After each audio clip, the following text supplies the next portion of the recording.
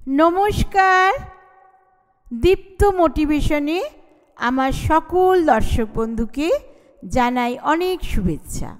আজকে একটা নতুন গল্প নিয়ে আপনাদের সাথে শেয়ার করতে চলে এলাম। আজকে গল্পটির নাম সুযোগের শক্তি।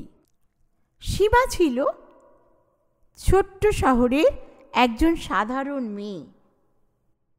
তার অনেক সম্পদ ছিল না, তবে কিছু করার প্রবল ইচ্ছা ছিল তার। সীমা বিশ্বাস করত প্রতিটি অসুবিধার মধ্যেই লুকিয়ে থাকে নতুন সুযোগ।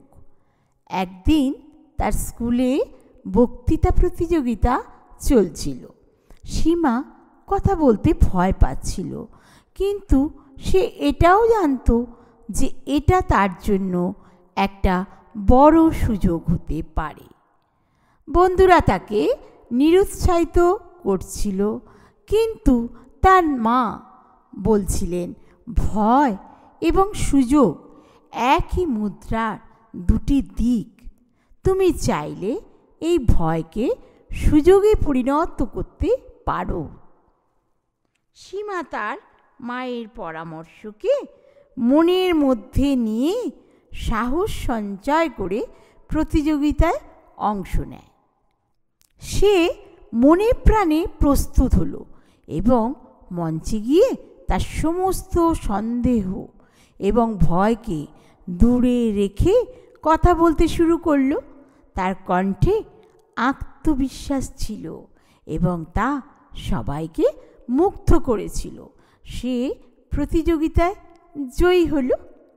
সেদিনের পর আর পিছনে ফিরে তাকাতে হয়নি সীমাকে। সে প্রতিটি নতুন সুযোগকে চ্যালেঞ্জ হিসেবে গ্রহণ করতে থাকল। তার জীবনে সাফল্যের উচ্চতা স্পর্শ করতে শুরু করল। এর থেকে আমরা কি শিক্ষা পেলাম? সুযোগকে চিনতে এবং ভয়কে জয় করার মাধ্যমে সাফল্য আসে। প্রতিটি অসুবিধার মধ্যে লুকিয়ে থাকা সুযোগকে বুঝুন এবং এটিকে আপনার শক্তি করুন।